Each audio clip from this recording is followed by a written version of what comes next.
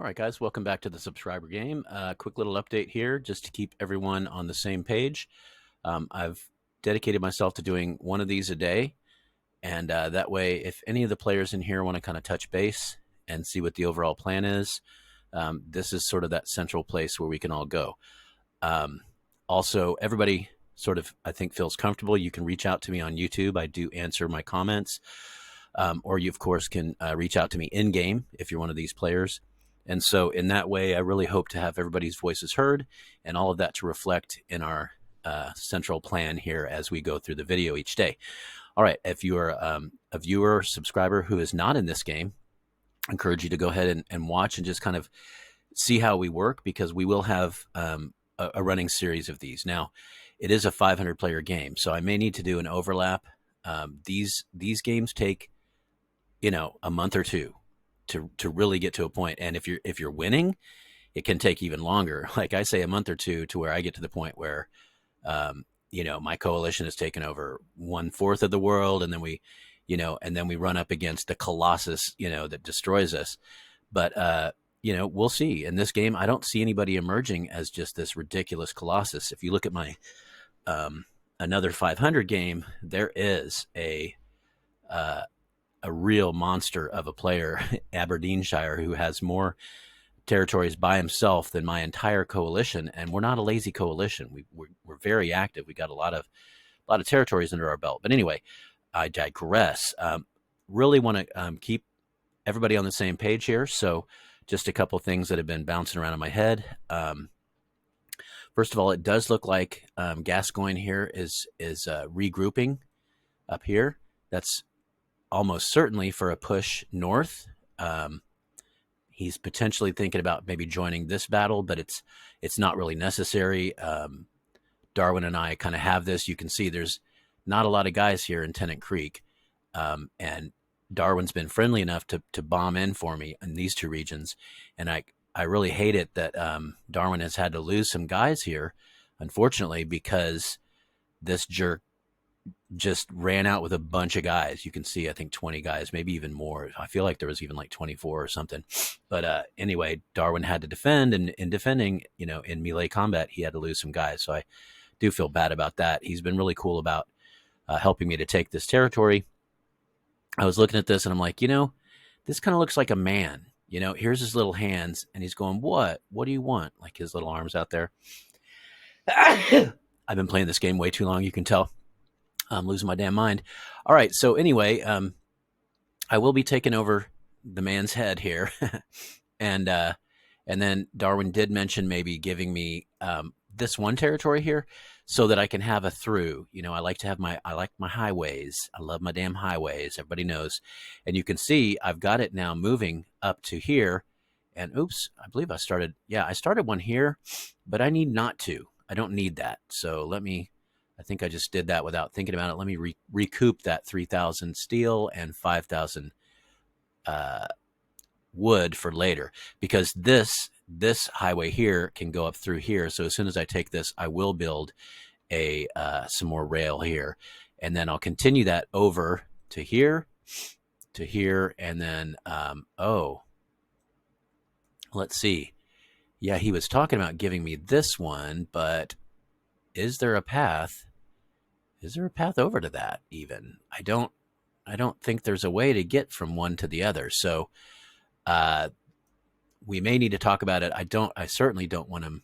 Yeah, I don't want him to give me a double resource tile. So I don't know if that will be helpful to me getting this thing. Anyway, it's not a big deal. You can see down here, I have to run through my allies' territory right here, just briefly.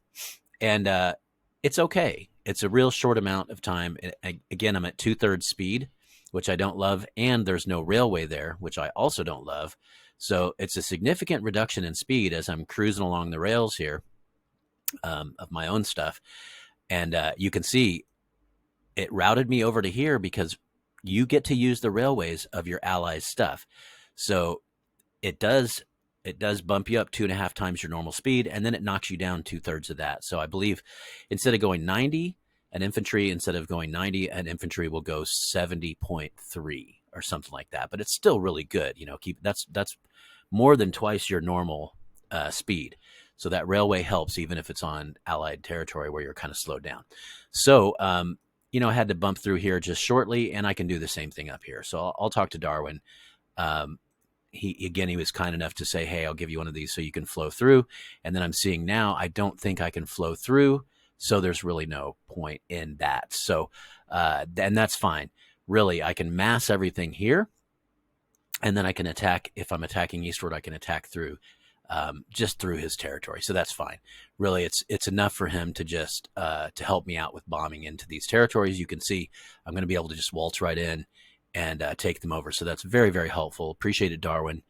Thank you. And again, it's funny because I'm like this shrugging guy in the middle of everything. And what I really need to do probably is go ahead and just bite the bullet and get a factory.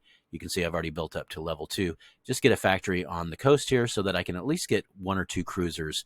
And again, if all of us, all 7 of us, get 2 cruisers, well, that's 14 cruisers.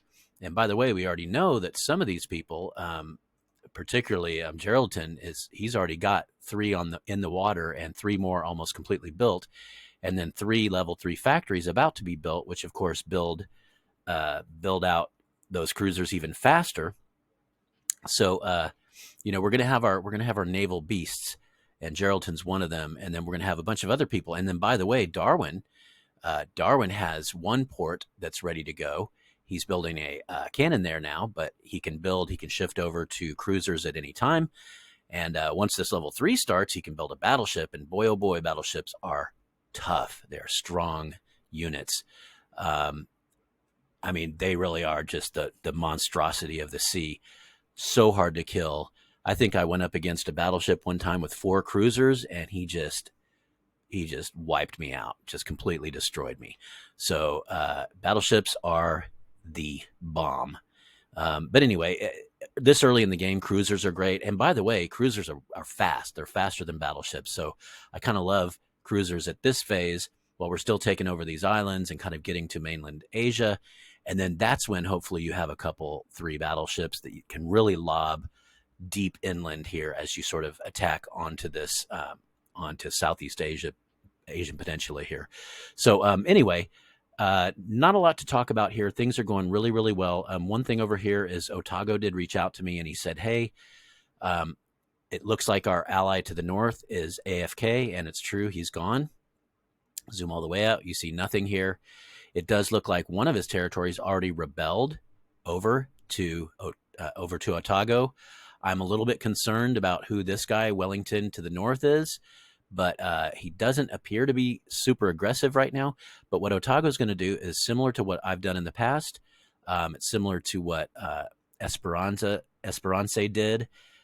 When one of our guys leaves, you just overlay enough guys to take their territory, just lay them on top, and then declare war, and usually, boom, it's yours. So that's what Otago's doing, and I think it's a great idea. Otago will then own this entire island, and then I told him, I was like, from there, you're going to have a lot of double coastal tiles. Start building factories. He's already got a harbor there. Build a factory there. Do the same with your other double coastal tiles, and it looks like he will have some more here. He'll have this double tile. He'll have this double tile on the coast, and on those build factories and harbors. And then this is what Otago in previous games has been a naval power, and it's not a surprise because once he takes this whole island and he builds a few cruisers, those cruisers are basically floating cannon, right? They're ranged units. You can, and I've had fun with that. Like, so what you do is you come up and you start range attacking in, and then they always detach like 10 or 12 guys to come after you.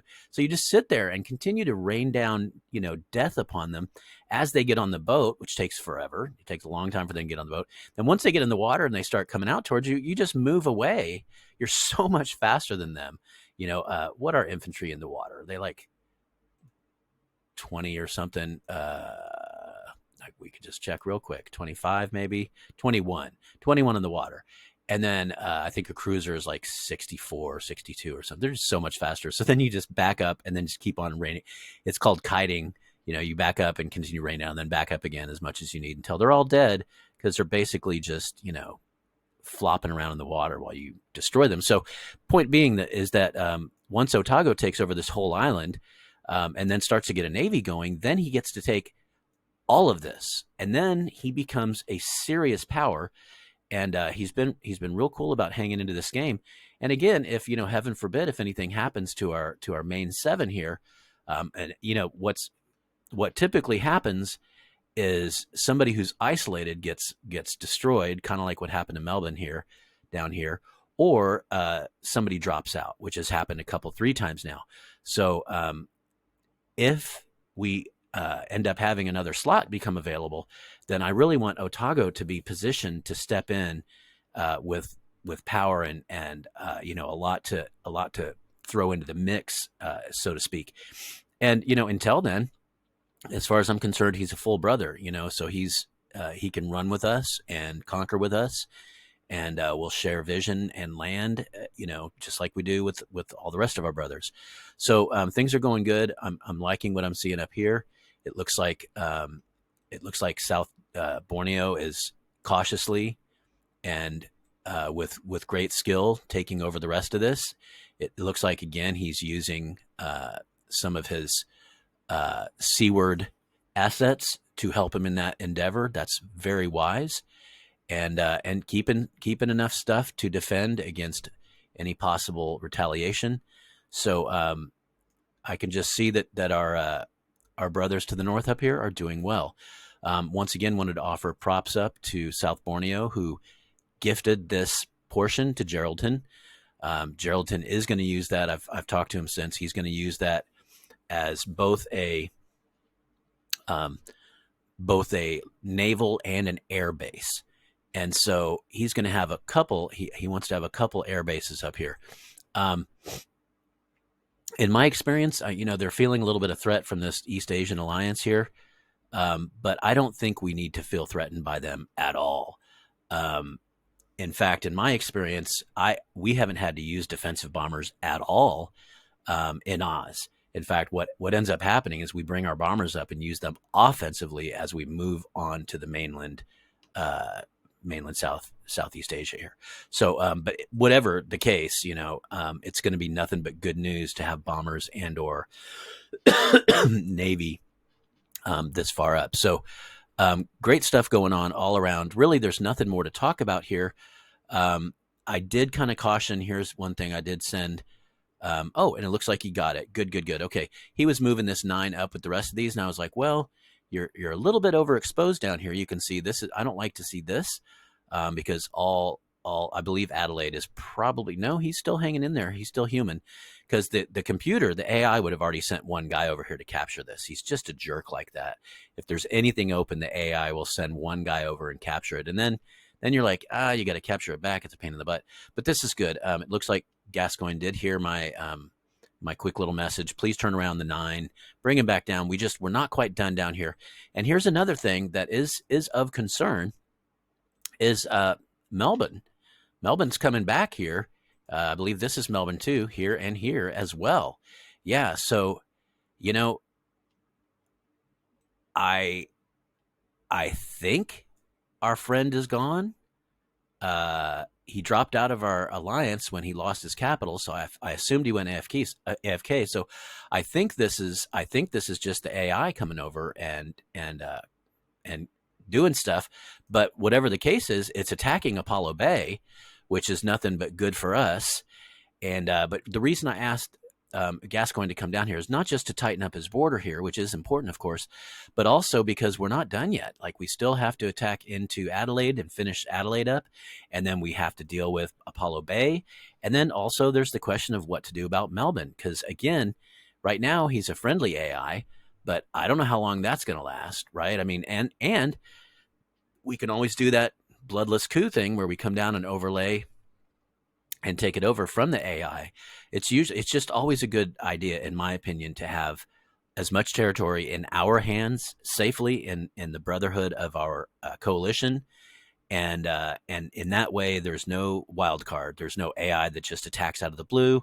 And also, of course, you don't know what the AI is going to use those resources for. But when it's actively in a PC's care, then we can curate and use that resource as to the best possible benefit of the entire group. So anyway, I'm super glad to see this 9 coming back down. That just means that Gascoigne is going to have more of a say, more of a presence down here. He's going to be, it looks like he'll probably have about 15 or 20 guys down here, maybe even 25. Yeah, there's quite a few scattered around here.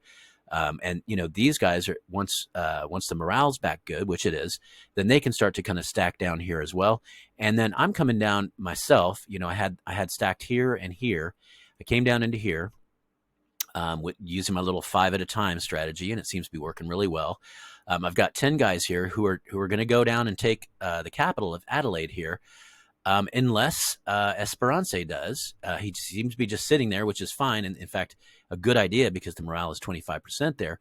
It's a good idea to leave people behind, and I do believe that Esperance is, he's shooting into here, but that's why I have one guy here. Again, I'm so many times the stupid AI sends in 1 or 2 guys, just enough to capture your territory and piss you off. It's really frustrating. Oh, good. I have a double tile. I hadn't noticed that. I have a double tile that I need to try to build a factory on. So let me build. I'll go get some oil. Yet another factory. Yay. I find that if you build factories on your double tiles, and exclusively on your double tiles in the early and mid part of the game, that balances you out really well. So I'm against having factories that aren't doing anything. If you have factories that are empty and not churning out products, vehicles or whatever, then you have too many factories, right? Because the only time that should be happening is if you don't have enough resources to build that stuff. And if you have more factories than you have resources to build, then you've overbuilt factories. The opposite can happen, of course, as well. If you have tons of resources and all of your factories are full, you need more factories, right? So you try to strike that balance to have that maximum production according to the resources that you have. That's just a nice balance to try to strike. And again, just by building factories on double tiles, not only are you maximizing that percent bonus that you get from your factory. Okay, remember that once you get a level 4 factory, that's 33% bonus of resource gathering. And again, with a larger base number, which is what the double tile is, a larger base number, then those percentage bonuses are going to be larger. So you're going to get more stuff. So, and then I definitely have been in positions where I will go ahead and build a factory that's not on a double resource because I just need more factories. Like, it's just so happens. But overall, my rule of thumb is build them on the doubles, and usually that'll serve you pretty well as maximizing, of course, your resource gathering and development. So I will probably be building a factory over here just to get that. I want to get that coastal tile so I can start building some ships. But right now I'm just building that harbor. That is going to help with my energy. Oh, no, it's not. That's a fish tile. I was looking at this coal. So it's not going to help energy. That kind of sucks. And I was looking for that too. I was like, do I have a coastal tile that's energy? And no, both are fish. So yay, more fish. All right, that's about it, guys. I think things are really going well. We can see that we're going to be capturing this. And once I have this, I'm going to be taking all 4 of my cannon and all, 40 or 50 of my guys, and I'll be moving east. Yes, indeed. And, the fact is, it looks like Darwin's pretty much done over here for the time being. I'm glad that he still has some numbers down over here because, frankly, we do have to deal with Melbourne eventually, and of course Apollo Bay and Adelaide. So really it's Esperance and I are kind of taking on Adelaide here, and you can see I've only got 10 guys to work with really down here in this region. So I'm super glad that he's bringing this 9 back down. Together, I think the 3 of us can take out the rest of Adelaide. And then we're not in immediate danger because, well, I'm not at war with Apollo Bay, but I should check and see if any of my friends are. Yeah, Gascoigne is. Melbourne is, though. We could actually just sit here and let the AIs battle it out. Melbourne is already attacking into Apollo Bay. Yeah. So I kind of like that, actually. We could let Melbourne take out the rest of Apollo Bay and end that war. And then Gascoigne won't be at war anymore because there won't be a country there anymore. So, in fact, it looks like he even may take over Ballarat, Ballsack over here. And then meanwhile, hopefully the three of us, Esperance, Adelaide, and I, can take out the rest of, not Adelaide, Esperance, Gascoigne, and I can take out the rest of Adelaide here. That'd be swell. So I'm making a start of it by capturing into here with that 10. And then should be able, there's no fort here, no fort here. So it's looking pretty good. I'm pretty happy overall. This 9 should be able to take this 3. Again, if I was doing it, I'd attack in with 5, and then I'd wait an hour and I'd attack in with the other 4. Let that maximum damage sort of stuff happen. All right, that's about it, guys. Just wanted to check in. We're taking this right now. We're finishing up Adelaide down here currently. I kind of love the idea of the AI of Melbourne taking out the AI of Apollo Bay. And then at the end of that, it looks like Melbourne is stronger. At the end of that, we'll have a blue AI friend. And then this Gascoigne is at war with Apollo Bay. That war will end, thereby helping Gascoigne. Remember, it's a -5 penalty for every country you're at war with. So we're going to shut down that war for him. And then really we'll just have Melbourne down here, who currently is a friendly neutral AI. Friendly in that we have right of way with him. So even if he takes over the rest of this, it is a problem for the future. But I would venture to say, really the real problem is in the Northeast up here. So that's what needs to be addressed next as we move forward. So and then we could leave this for later. Once a lot of us have ships, this is all coastal. We can take this back at any time using that sea power. So it's looking good as far as I'm concerned. Things are going well across the board. I'm going to go ahead and sign off. Thanks for checking in. There's really not much more to talk about. Everybody seems to be doing their own thing. I really do feel like, we didn't finish talking about this. Darwin inherited just a lot of assets here. Double fish with a factory. So he's double fish with a factory. He's churning out 2 cruisers currently.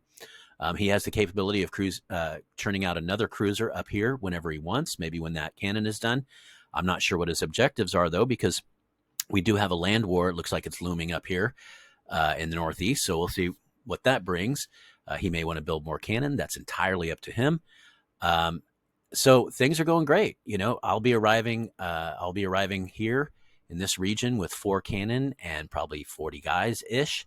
Not a bad little army. Darwin's got his own significant might. Gascoigne is also gathering some might here as well. So we continue to work together and we continue to kick ass. So that's really all there is to it. So I'm loving this. Thanks for checking in, guys. I will post a video per day for this particular playlist, just to keep everybody together and united. If you have any ideas, any suggestions, keep them coming. That's both my team members in the game and my viewers outside of the game. I've heard a lot of good input from everyone.